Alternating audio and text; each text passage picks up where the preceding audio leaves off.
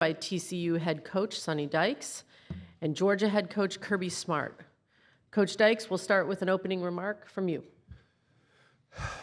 First of all, I just want to thank all of you for being here and covering college football. And we're all really, really fortunate and blessed to have an opportunity to work in this great game. Kirby and I as coaches and you guys as the media. Kirby and I both grew up we're both sons of coaches. And, you know, I grew up reading articles and columns and newspapers talking about football and my dad's games and other people's games as a child. So we have a real appreciation for what you guys do and how important you are to college football and what makes this game so great. So just want to thank all of you for being here and covering this event. It's been a heck of a week for us. This is obviously our first time to be on a stage like this. And, you know, our players have really responded well to the challenge of taking all this in because it's new for us and it's uncharted territory for most of our players. You've heard me say this before, but we have 4 players on our team that had ever participated in a bowl game before this year's Fiesta Bowl. So, you know, bowl prep, playing in big games like this is new for many of our guys. Not necessarily new for TCU, but certainly for the players on our team. So I'm really proud of the way they've handled everything. I think that they have exceeded expectations in terms of their ability to focus on what's important and not get distracted. There's so many opportunities to do that, obviously, with all the things that are going on, especially being here in Los Angeles. So it's been a heck of a journey for these players. I've been really proud of the way they've handled everything. It's a humble group. They know how blessed they are to get a chance to go to TCU and to play football at TCU and represent the Big 12 here in the national championship game. So it'll be a big challenge for us. We know that. Obviously, Georgia's a team that's very, very talented. The thing that I've found most impressive about them, however, is how well coached they are. Kirby and his staff do an excellent job really in all 3 phases of the game. They play hard regardless of the score. And again, I think that's a big credit to their culture they have in their program and Coach Smart and his staff. You know, I just have a ton of respect for their football program and the way they do things. So we're looking forward to Monday night. Know it's going to be a big challenge for us, but our guys have never backed down for challenges, and they have a lot of confidence in themselves and in our program and what we're trying to do. And we'll go out and play good football Monday night and see what happens. Coach Smart? Yeah, a lot of the same sentiments as Coach Dykes. Tremendous honor to be here. You know, 130-something teams start out trying to achieve this, and there's 2 left. And I think it speaks volumes to the character of both teams, the way each team has been able to win football games. I think so much is overrated about talent and what so many people put into the game of football when a team cares about each other and they have a lot of intangibles and really good players at the right positions. It makes for a special group. And hearing the story of TCU's season, getting to see Coach Dykes at the Heisman, Max, I mean, when you start looking across the board, it's a hell of a story for these 2 teams to be playing each other. And it's an honor for us to be here. I'd like to say thanks to the CFP committee and the CFP group that's hosted us. What a tremendous job they've done in LA to host our players. I know over at our hotel, our players have enjoyed the hospitality room. They've had an opportunity to be together. And, you know, we have the fortune of having a lot of guys last year that left for the NFL, but every one of those guys that left for the NFL tell our players, you better enjoy this moment because it's different at the next level. And these guys have a special bond that they get to spend together. There's countless hours and minutes that these teams, both of us, have spent preparing. It's a long process to get to the semifinal in terms of 28 or however many days, and then you got another 10, and you end up spending a lot of time together through Christmas and through New Year's and through travel. And our guys have really enjoyed that. I've enjoyed it. It's why we get in this business. and what a great stage we get to play on Monday night, and just honored to be here and represent the University of Georgia. We'll open up for Q&A. Start over here on our right in the second row. Stand up so you can see me. Good morning, guys. Kirby, for you, Ralph Russo from the Associated Press, over here on this side. Kirby, what is needed to maintain excellence? Your former boss has been in this similar situation, sitting up where you are now, and has had to explain it. I'm wondering if you could explain what is needed to maintain excellence like your program has over the last couple of years. A lot of hard work, standard, belief in the culture within it. It doesn't start when the season starts. It starts Tuesday when the season ends, and it just continues. I mean, I don't know that you can relax and just say, okay, we're going to be fine. You have to make it happen, and I think each and every year you have a different team. Obviously, recruiting plays a part of that, because if you don't have good players, you got no chance. But a big part of that is the organization that I've been given the ability to hire at the University of Georgia. They are second to none at my administration of supporting us, bringing in analysts, bringing in coaches, having nice facilities. I mean, you need those things to be successful and sustain. But at the end of the day, you better have buy-in with your players. And I think the older I've gotten, the more I acknowledge the relationship with the player matters much more than maybe the play you call, than maybe the practice habit you create or anything else. It's will those players play hard for each other, and do they believe in their coaching staff, that their coaching staff cares for them, and that allows you to sustain. We're going to move over here to our left front row. Yeah, Brooks Austin with Dogs Daily. Coach Smart, what kind of challenges specifically does the 3-3 stack present? And conversely, Coach Dykes, the 12 personnel that Georgia stays in and offensively, or kind of has offensively, what kind of challenges does that present? Yeah, Coach Gillespie does a hell of a job. I mean, it amazes me the job he does consistently, even from Tulsa, because like I've talked about, we played Cincinnati a couple years ago, and Tulsa by far and away did the best job against Cincinnati, and we became enamored in that when he was doing it then. And it allows you to have more depth in your defense. It allows you, when you play spread teams, you have more speed on the field. There's different layers to it, more layers to it. They do a tremendous job, and take all the scheme part out. It's how you play and strike people. When you watch them strike blocks with hat and hands, and the speed with which they play downhill and just strike people, it's a beauty. It's a thing of beauty to myself, because I enjoy watching really good defense, and they play it, and it's very unique. So when you go to prepare for it, it's not as easy. It's different. Now, you could make a case in their league, they may see some defenses like that, but I think there's the thing that everybody's like, well, everybody plays that defense in their league. They're not all the same. They're not all the same. And when you play another team in another conference, you get to see their conference and see the defenses, and people would say, well, everybody runs that in that league. That's not really true. And this is probably the most unique, and in my opinion, played the best of all those defenses in the conference. Yeah, I think it's the second part of the thing for me asking about 12 personnel. Excuse me.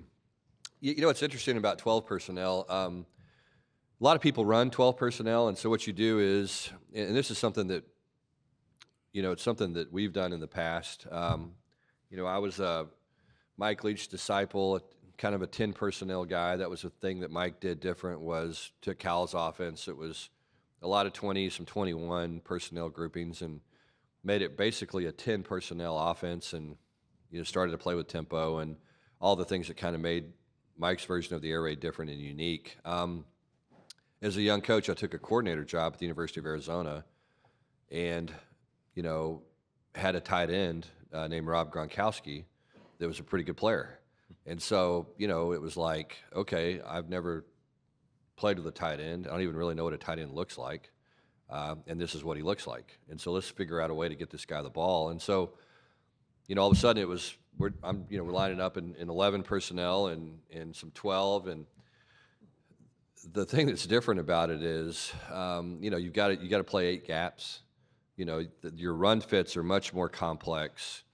How you're going to get to them is much more difficult.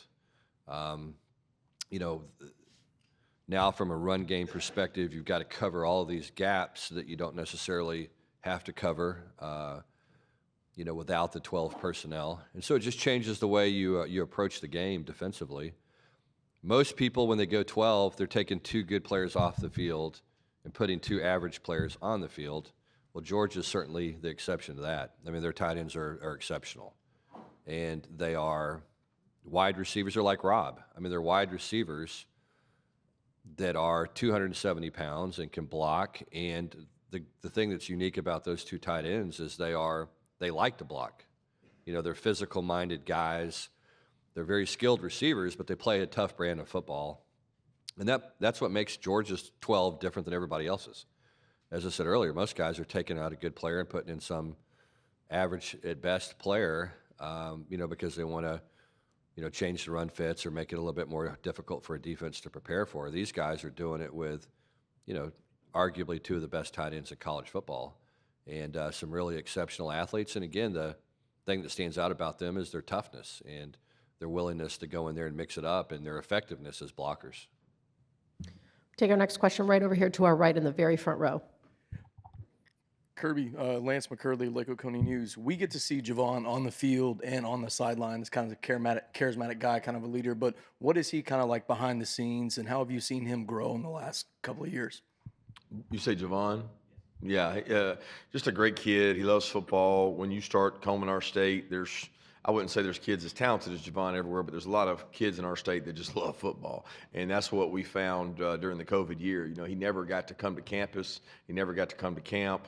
But he sent in at least 100 videotapes of him working out in his backyard and putting out cones. And I said, man, this guy's different. These kids aren't doing this in COVID times where they're going out to work out and making sure they get seen. And we just kind of fell in love with the culture and the toughness of the kid. And he's become he makes our team tougher. He's had injury after injury. He's had some shoulders, and he won't put on a black shirt. He creates a dynamic on our team of if you think you're hurt, look at Javon. He'll go out there and practice every day, and he'll have contact and play with toughness. I think in this day and age, that's different in football, and it creates a little bit of an attitude for our team that makes us better. It permeates the special teams, and even receivers see it, and they're like, man, if he can go, then I can go. So I think that's the biggest thing he brings to our team. We're going to go right here in the middle in the second row, please. Good morning, gentlemen. Tony Reese, WTVM out of Columbus, Georgia. Addressing injuries going into tomorrow's game, what's the latest update on Darnell Washington, Coach Smart, and Kendre Miller, Coach Dykes? Yeah, we're hopeful we can get Darnell ready to play. He's continued to work really hard, done a lot of rehab, and I know he really wants to. This is his first chance to play on the West Coast, and he's from Vegas, and this game means a lot to him, and I know it's an important one to him. Yeah, and Kendre, we'll have a run through today. That's our typical Friday run through, day before the game, full speed run through. So we'll get a really good sense of what he can and can't do today, and then make a decision, going into tomorrow. So running backs are different. When you talk about a running back and you're talking about a thigh bruise or a sprained shoulder or a contusion someplace, those are things that running backs can typically play through. When you start talking about, a knee and a sprained knee and the things that go along with that potentially, then you've got to be very, very careful. And obviously, Kendre is going to want to play. It's a big stage. He's a tough kid. But he's a young man, and our job is to take care of him and make sure that we don't just see Monday night, that we see, the big picture as far as taking care of Kendre's health and doing the right thing for him. Again, not just for Monday, but for, his immediate future. So we'll take it all in today, see where he's at, and then make a decision. We're going to go to our far left in the third row.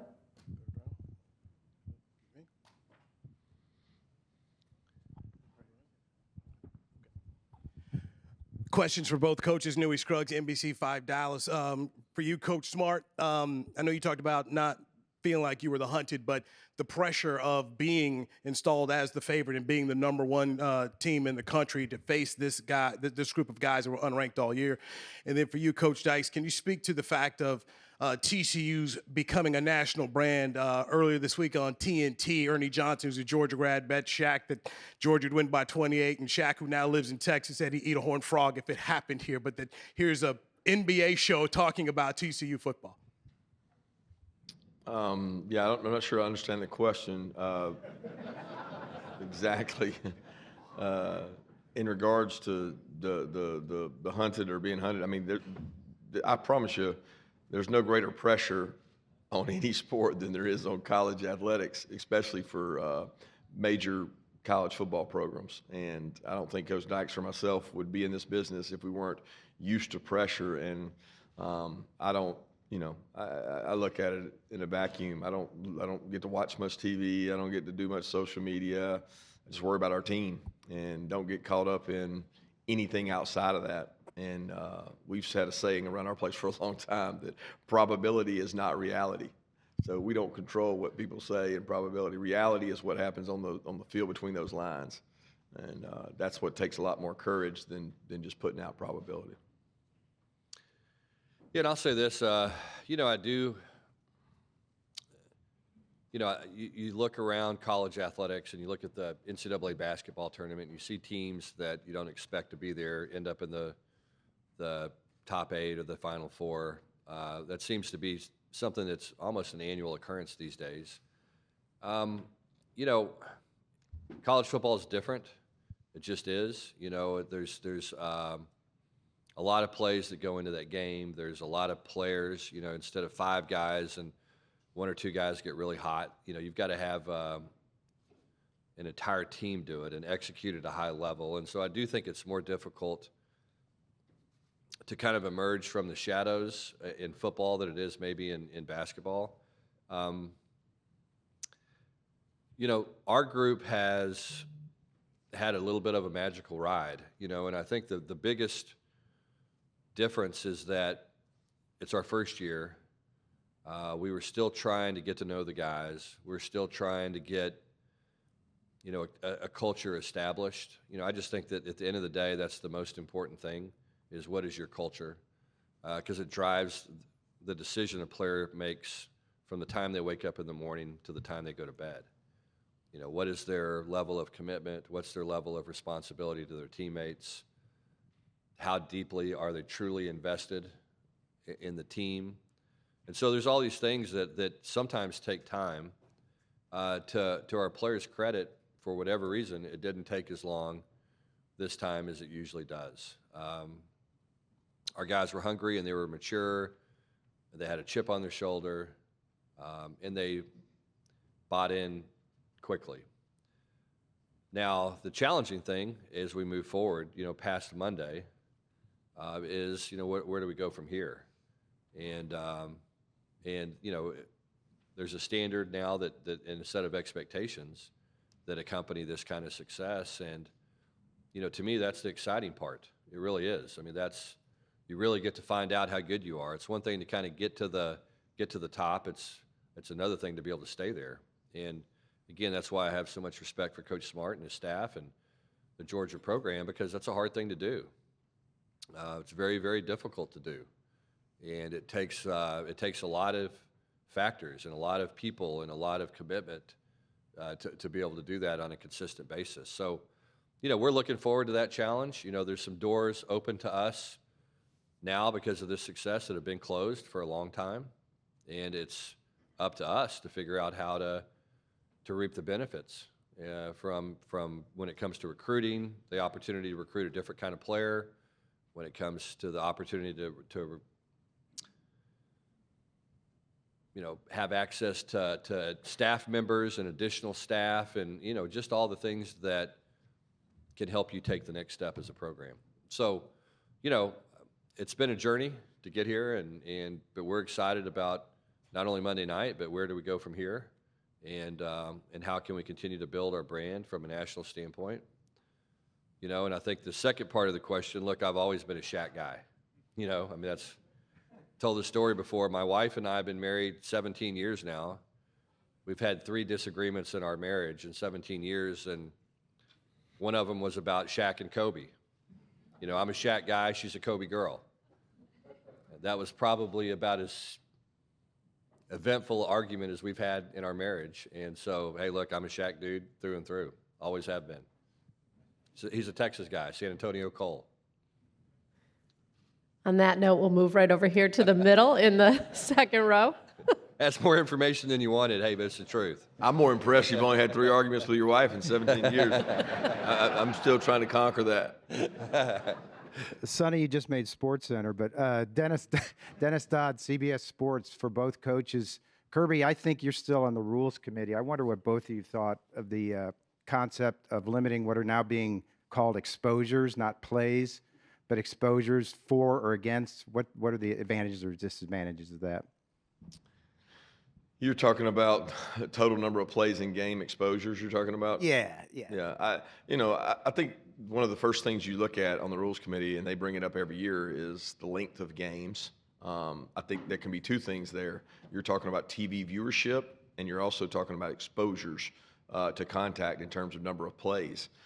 There's a lot of ways to manipulate the number of plays, including the clock. And, our big brother in this world of football is the NFL. And so much of what we do is modeled off what they do. They spend a lot of money on trying to get it right. And, they've shrunk their game into a time frame that's probably a little bit tighter window than ours, and also trying to limit exposures as well, although they have a longer season and they've added games to their season. So when you look at all that, it encompasses a big decision. We are dealing with student athletes, and I think it starts with that. I wouldn't sit up here and say I'm in favor of shrinking the game. I do think our game has gotten long, and there are a lot of plays, because in college football, there's a lot more teams that use tempo, therefore they want more snaps than you see in the NFL. That's not prevalent in the NFL. It's a different game when it comes to that. So it's probably boils down to what's safest for our players without changing our game, because our college football game is different than the NFL, and we don't have to mimic that, although we want to make it safe as possible for our players. Yeah, look, we're getting ready to play our 15th ball game. I think this is 22 consecutive weeks that our players have been practicing, so it's been a grind. It's a long process. There's lots of factors to consider, not only physical health but mental health as well when it comes to that type of grind with 18 to 22-year-old kids, and the emotional toll and mental health toll that it can take on them. So I think we've got to consider everything, and as the number of plays in games increase and the number of games increase, then we have to say, okay, look, that's the way this is played. Now let's make adjustments in practice. Let's cut down the number of exposures that we are, that we have on a daily basis in practice. And so it's like anything else. I mean, there's a set of rules. We have to figure out how to best take care of our players and put a quality product on the field within the set of rules. I do think that needs to be something that is a constant conversation about, okay, how can we take care of our guys, again, not only physically but mentally? Because there is, look, these guys are, preparing to take big ball games, but they're also preparing to take final exams, and they're also dealing with issues off the field with family and friends and all the different things that these young men are exposed to on a daily basis. And so it can be a very complicated thing, and we've got to do the very best that we can to look after not only our players mentally but also physically and their mental health, because that's the most important thing at the end of the day. We're going to move over here right on our right in the front. Good morning, coaches. DJ Jones, Sports Visions USA, Columbus, Georgia.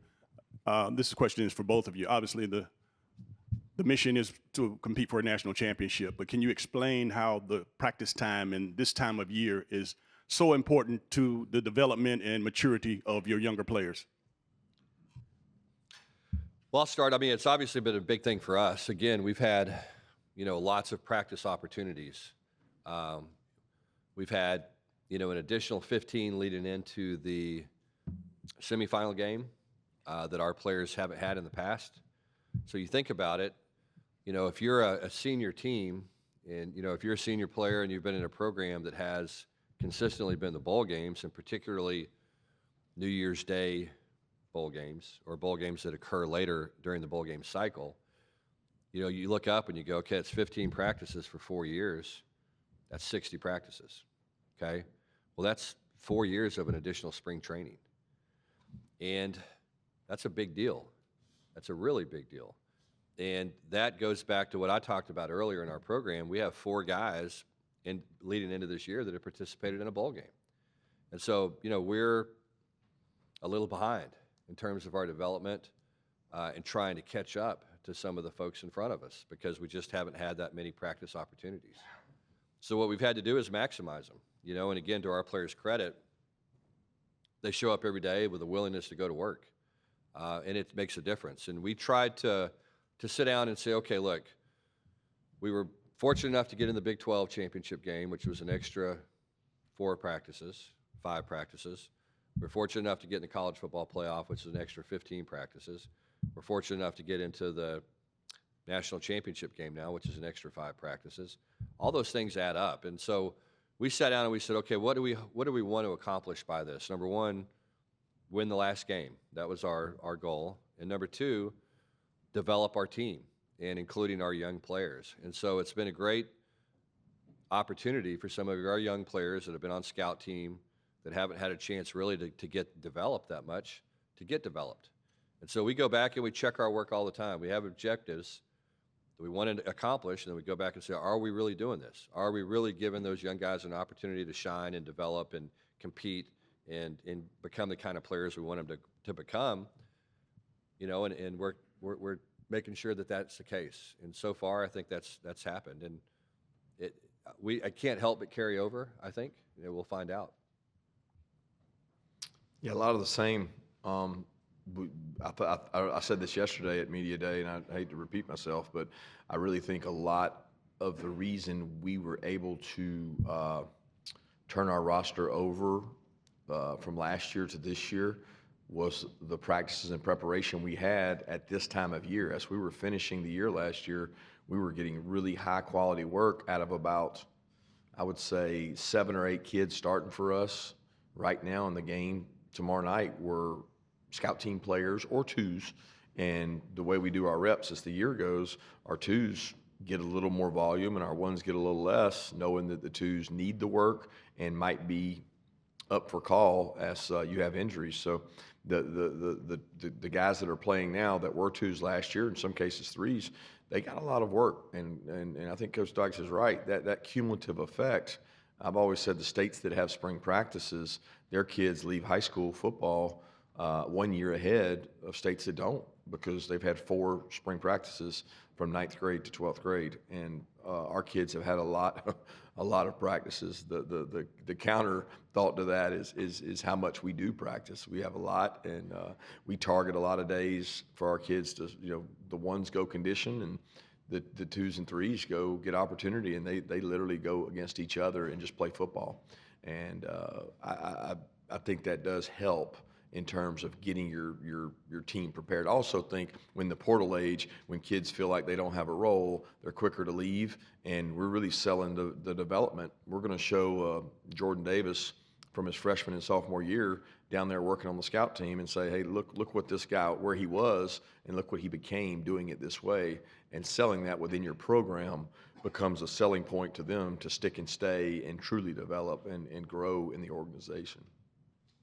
We're going to take our next question over here on our right, about 4 rows back. David Upman with The Athletic. For you guys, how do you feel about the current college football calendar with regards to recruiting and transfers and signings, and what changes, if any, would you like to see? Kirby left this one for me to answer first. Yeah, I mean, look, the calendar's the calendar. It's a strange thing that we've had a calendar that we followed a long time that made a lot of sense, because the players signed in February and they made their decisions when they took visits in October, November, December. And that's not the case anymore. It's different. And so what we've done is we've made revisions through the thing that have made sense at the time, but we've kind of ended up with a little bit of a hodgepodge of stuff. And so, you know, everybody has their feelings on what they want. You talk to 10 different coaches, you get 10 different opinions. The one thing I think that we have to do in this profession is, as Kirby alluded to earlier, I mean, this is a ultra competitive, high accountability profession. And we're all incredibly driven. And I think that what we have to do is protect ourselves from ourselves as coaches. You know, we have to legislate time off, you know, because not only does young people have mental health, we have mental health as well. I mean, this, you know, this deal is a grind, and you've got to take care of your coaches, and you got to take care of your staff, and you got to take care of yourself. And the only way that you can do that is by legislating time off, because if we have a day, and Kirby's the same way, I'm sure, I know he is. If we have an opportunity to recruit a player, by God, we're going to recruit him. We're going to have him on our campus, or we're going to be in a high school, or we're going to be on the phone, or we're going to do something to try to secure that recruiting commitment. And so it's a complicated issue. We could sit here and talk about it for hours, but I think at the end of the day, to me, that's the most important thing is, you know, legislating time off. I have a 14-year-old, an 11-year-old daughter, and a 6-year-old son, and I want to be able to see them and be part of their life and have a chance to spend time with them. And it's very difficult if we don't have some kind of legislated time off where we get away, where we focus not only on our players in our program, but our families and, you know, doing our job as a father and as a husband and in that capacity as well. So it's complicated. There's work that needs to be done. I think the good thing about the NCAA now is we're trying to do things. You know, there is more of a let's try to do something as opposed to let's ignore this problem. And I think some of the issues that we're having in college football now were because for years and years and years, we stuck our head in the sand and didn't address issues that involved our student athletes. And now, thankfully, we've been forced to address those issues. And I think it's led to some great opportunities for our student athletes as a result. It's a tough balance, and I concur with a lot of things that Coach Dykes just said. I mean, it's not the profession that originally got into in terms of relationships and coaching. It's changed so much. Now, you know, my position has changed as well from when I first got into it, but it's become a much tougher profession to navigate in terms of your own family and your time constraints on that, especially if you want to try to stay at the highest level and what it requires to do. And I think the NCAA and the minds that help put all the information together, including ourselves as coaches, we're all to blame for kind of eating our own. And it's like a cannibalizing because you won't stop. And it just keeps going. And I think with the playoff system coming up, it's going to be really interesting to see what happens. Are you going to be playing games while you're trying to sign guys in early signing period in December? It's gotten more competitive than ever. I mean, you're already looking at junior days 6-7 days from right now, and we're trying to play in a national championship. So it doesn't stop for the coaches at the highest level. And I'm not sure that any of us have the exact right answer, but I do think being smart and legislating time for coaches to be with their team and with their families is important. The flip side of that is the prospects want their opportunities to make a good decision, and the time that's very demanding is tough. It's tough to make those decisions. And I want to add just one thing to that. I mean, look, you know, we were preparing this week for a national championship game, and we had 6 transfers on campus on an official visit. And you're just kind of like, really? I mean, are we really doing this? And so that's just the way it is now. And you know, those days were going to be 18-hour days before, and the 18-hour days turned into 20-hour days. And that's the nature of our business. Don't get me wrong, I'm not complaining. I have the opportunity to do something else if I want to, but it's, you know, we do have to at some point kind of sit down and say, okay, look, here's the calendar. What can we do to serve the players first and foremost, and second of all, try to retain some kind of ability to be a good father and a good husband. Gentlemen, thank you very much. We're going to ask if you would please transition to standing on either side of the trophy so that we can go ahead and take a couple pictures here. We're going to give just a second for us to move those tables. And as a reminder to our photographers, we'll start here in a second with the ENGs in the back. So I would ask everybody that's a still photographer to stay low, give them a minute to get their shot, and then we will go ahead and move to our still photographer friends on the floor. You guys all set? All right, let's start with our ENGs in the back.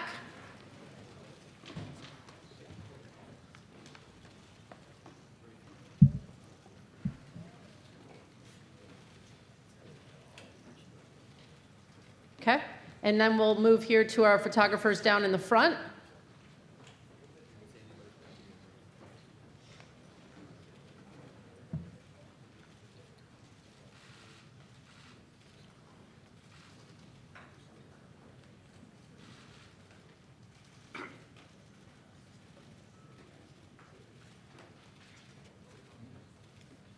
Okay, thank you very much.